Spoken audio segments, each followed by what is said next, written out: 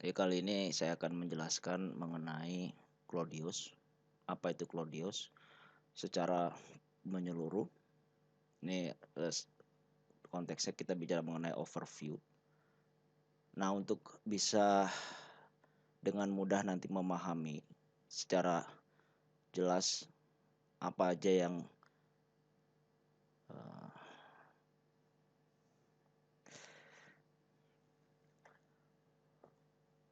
akan saya jelaskan nanti. Ini mungkin nanti kan akan ada editing suara, ya.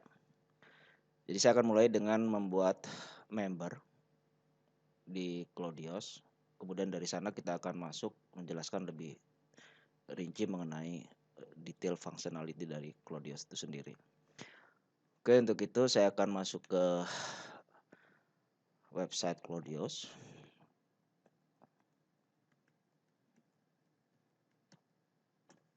Jadi bagi yang sudah punya user tinggal memasukkan user dan password. Dalam hal ini saya akan coba register baru. Saya akan masukkan email.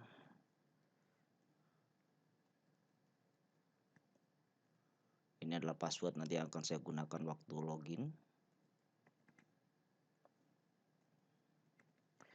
Kemudian nama ini adalah nama yang akan muncul sebagai nama dari user ini. Misalkan seperti ini. Klik submit. Oke, kemudian saya akan lihat di registrasi di email tersebut. Saya akan cek. Nanti di sana akan tersedia registration key. Anda tinggal masukkan registration key itu ke kolom ini. Kemudian klik finish.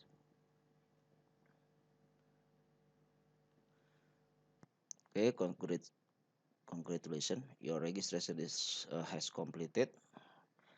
Saya akan ulang login lagi dengan user yang tadi saya sudah buat.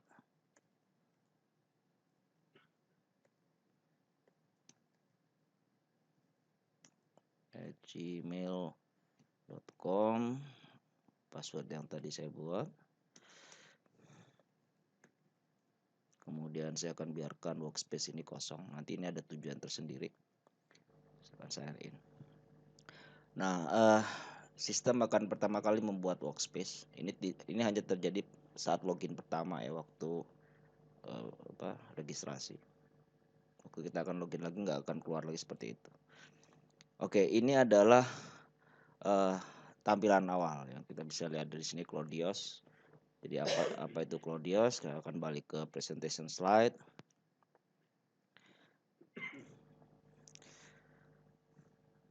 Jadi pada prinsipnya Claudius itu adalah development as services. Maksudnya kita bisa membuat aplikasi, develop program yang nantinya dipakai oleh end user untuk memenuhi kebutuhan bisnis mereka. Jadi secara objektif adalah business information system solution. Jadi development di sini maksudnya kita tidak hanya sekedar menyediakan base application-nya, tetapi kita juga bisa membuat aplikasi itu bahkan dari nol untuk satu objektif dari sisi user ya. Kemudian mengenai teknologi yang dipakai adalah web based application, yang jelas untuk mengakses sistem ini baik nanti itu juga termasuk untuk mendevelop, semuanya menggunakan teknologi web. Kita bisa open pakai browser baik itu di mobile maupun di desktop. Nah, metodologi yang kita pakai adalah karena ini bisa diakses oleh siapapun, ya, kita gunakan konsep cloud base. Dan bagi yang ingin menggunakan cukup melakukan registrasi seperti yang pertama tadi saya tunjukkan. Dan di aplikasi ini, di sistem ini sudah disediakan cukup komprehensif mengenai bisnis application framework. Saya akan jelaskan nanti lebih rinci di slide berikutnya. kemudian akan tersedia juga developer tools, dan yang terakhir ini adalah application template. Jadi aplikasi yang Anda lihat di sini itu adalah base application-nya yang disediakan oleh sistem Cloudios. Jadi ini bisa Anda edit, bisa Anda tambahkan, atau Anda sesuaikan untuk kebutuhan di tempat Anda sendiri. Jadi ada modul untuk accounting, procurement, material, personel, dan lain sebagainya.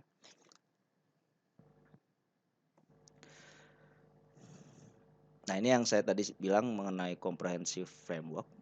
Jadi yang pertama adalah application framework. Sistem sudah menyediakan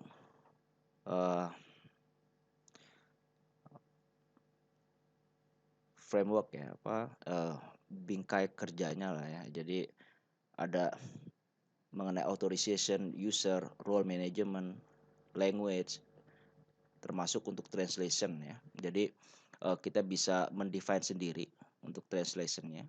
Juga sudah disediakan audit trail, dan yang utama adalah session management.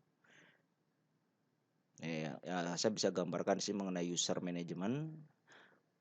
Kita bisa buka dari menu utility, user management. Ini adalah list of user. Jadi kalau pertama kali di sini pasti hanya ada satu. Dan dia user ini akan memiliki role, dan role ini akan memiliki menu apa aja yang bisa diakses. Jadi itu mengenai konsep authorization.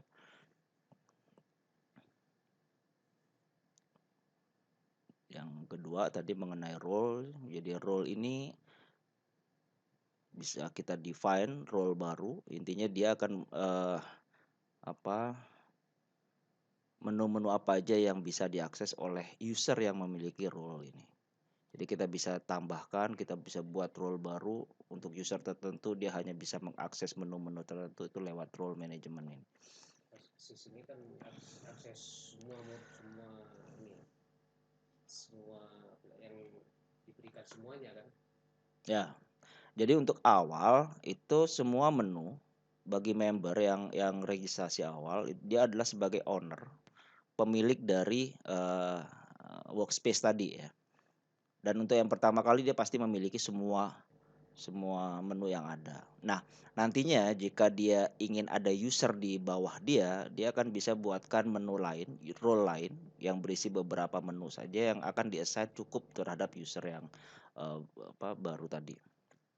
Seperti contohnya kasir gitu. Ya. Itu. Jadi misalkan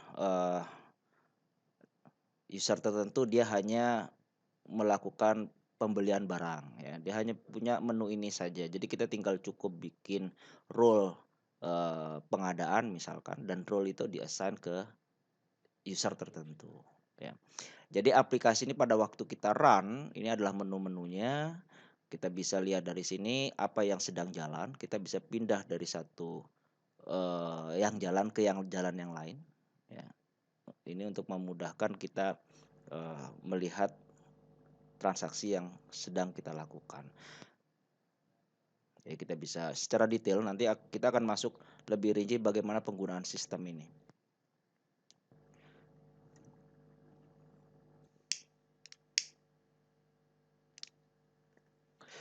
Oke. Yang kedua mengenai yang perlu saya garis bawahi mengenai session management ya. Jadi semua transaksi yang terjadi, user yang login itu akan termanage dalam session management yang secara garis besar kita bisa lihat di menu session browser. Jadi kita bisa akses aplikasi ini ya, baik dari menu, atau kalau sudah kita cukup hafal dengan kode program yang di sini muncul, kita bisa langsung ketikkan di atas di sini. Ya, kalau ini session browser. Session browser, ini adalah session browser. Jadi kita bisa klik di sini, dia akan teropen session browser. Atau dengan kita memasukkan kode ini yang muncul di layar nih, kita bisa run ya. Jadi ada dua cara, dan apa yang sudah di open kita bisa lihat di running program ini. Jadi ini bisa tidak dibatasi berapa banyak yang sedang open ya. Oke, ini adalah session browser. Ini juga ada hubungannya dengan buffering. Jadi nanti kalau ada program yang running dan kita melakukan perubahan program, kita bisa refresh agar dia mengeload mengambil program yang baru.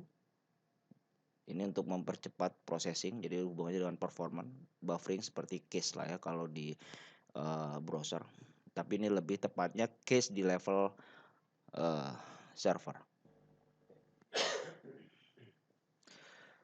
Oke, yang kedua mengenai development framework. Jadi untuk memudahkan kita mengcustom program, mengedit program atau membuat program baru, sistem sudah menyediakan tools yang sudah terstruktur ya.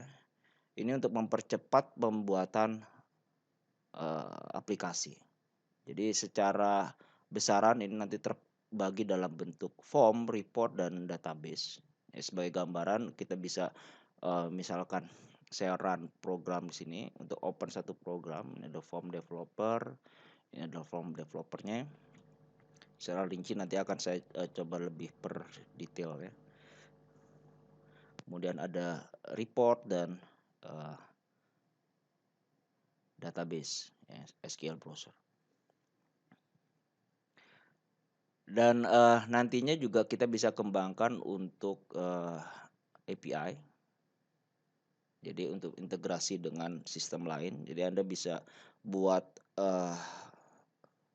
suatu API yang menghubungkan antara aplikasi di luar dengan Cloudios. Ya, yang utama juga adalah modular application karena di sistem ini kita rancang semua aplikasi itu secara modular dan dia diintegrasikan dengan di dalam application framework. Ya, jadi maksudnya begini, aplikasi ini masing-masing ini adalah modular. Kita bisa create satu program ini, ya, kemudian kita tampilkan ke dalam menu manajemen.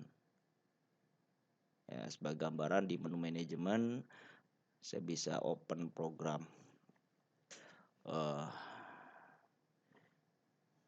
Ini application menu. Jadi program tadi yang muncul di sana, misalkan untuk jurnal, dia mengakses program ini. Ya. Dan ini nanti related dengan aplikasi yang kita buat. Makanya ini kita sebut sebagai modular application. Jadi kita bisa buat masing-masing program itu bisa berdiri sendiri. Dan kita konekkan semua dalam bentuk menu seperti ini. Oke. Oke, selanjutnya mengenai backup recovery. Jadi di sistem ini untuk tanggung jawab data itu adalah Anda sendiri. Kami tidak bertanggung jawab terhadap data Anda, silahkan Anda backup sendiri dan kalau Anda menginginkan untuk merecover silahkan recover sendiri. Jadi secara gambarannya adalah Anda tinggal klik di sini, ini ada workspace, Anda bisa backup, run backup, ya. Kemudian Anda bisa restore jika Anda menginginkan di restore. Misalkan pada titik tertentu ada data Anda yang Anda ingin kembalikan, ya restore di file itu menggunakan data yang sudah Anda backup sebelumnya.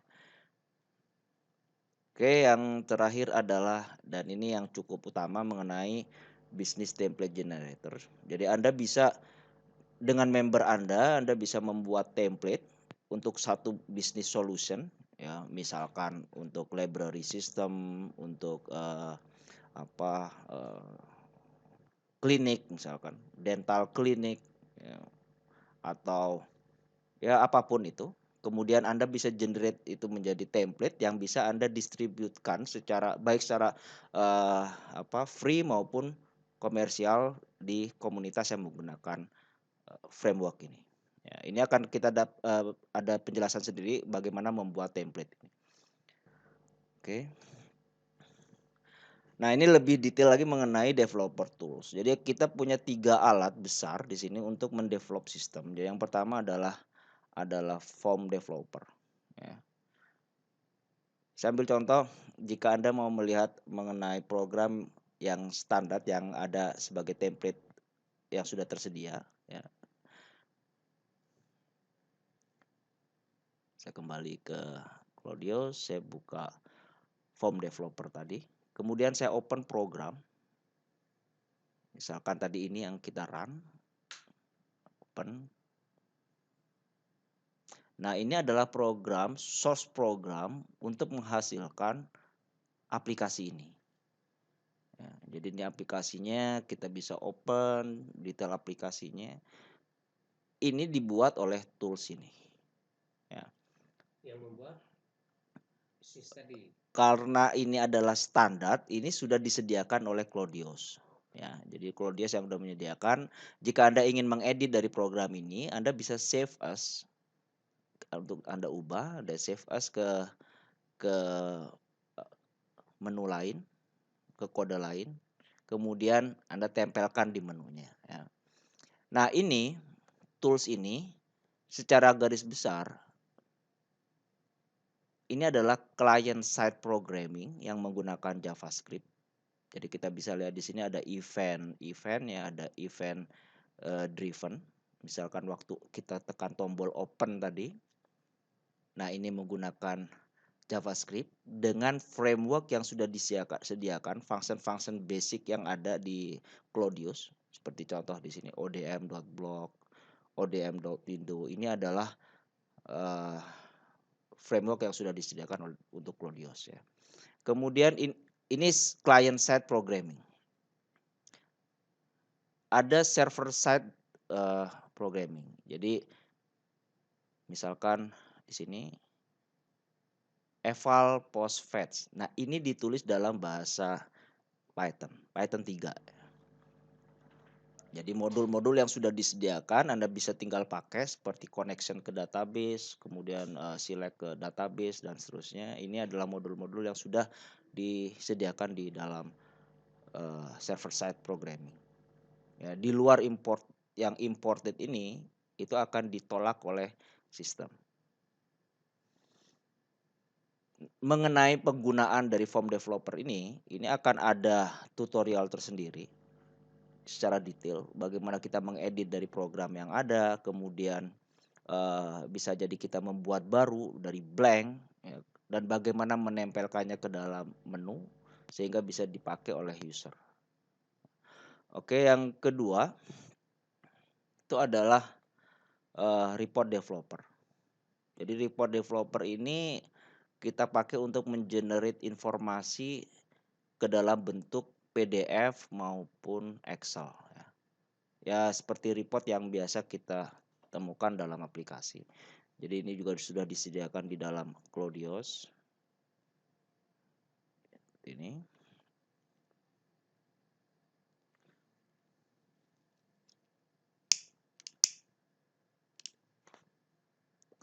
Sama kurang lebih caranya dengan yang form developer tadi.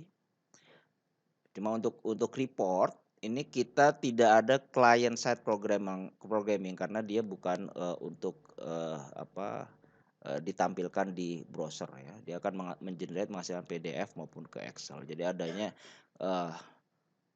server side programming. Jadi artinya memang Python yang lebih diutamakan di reporting. Jadi ada data source di sini, ada layout management. Kita bisa buat layoutnya ya. Ini berbentuk sel-sel seperti ini. Ini adalah layoutnya. Kita bisa atur sesuai dengan apa yang kita inginkan. Ya. Tergantung kebutuhan dari user nanti. Oke, ini juga ada tutorialnya sendiri yang mungkin jauh lebih jelas bagaimana kita membuat report dari awal, bagaimana menempelkan report itu ke dalam aplikasi. Yang terakhir adalah mengenai database explorer atau SQL browser ya. Jadi ini sangat penting karena semua informasi di dalam sistem ini kita akan simpan ke database ya, RDBMS. Jadi pengetahuan developer dalam hal SQL itu memang sudah wajib ada ya, dan ini juga tidak terlalu sulit. Jadi saya akan coba jalankan SQL browser di sini. Ini adalah editornya, misalkan saya select suatu data from FCL companies, kemudian saya bisa run, dan ini adalah hasilnya. Kemudian kita bisa download datanya. Kita juga bisa browse. Di sini tabel-tabel yang tersedia.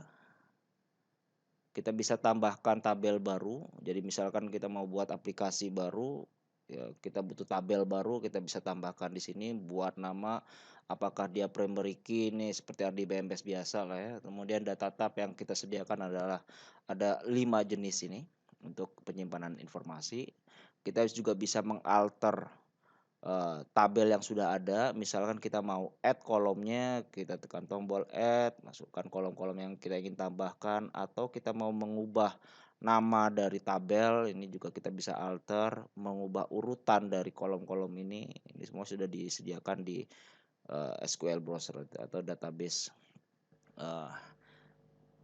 Explorer.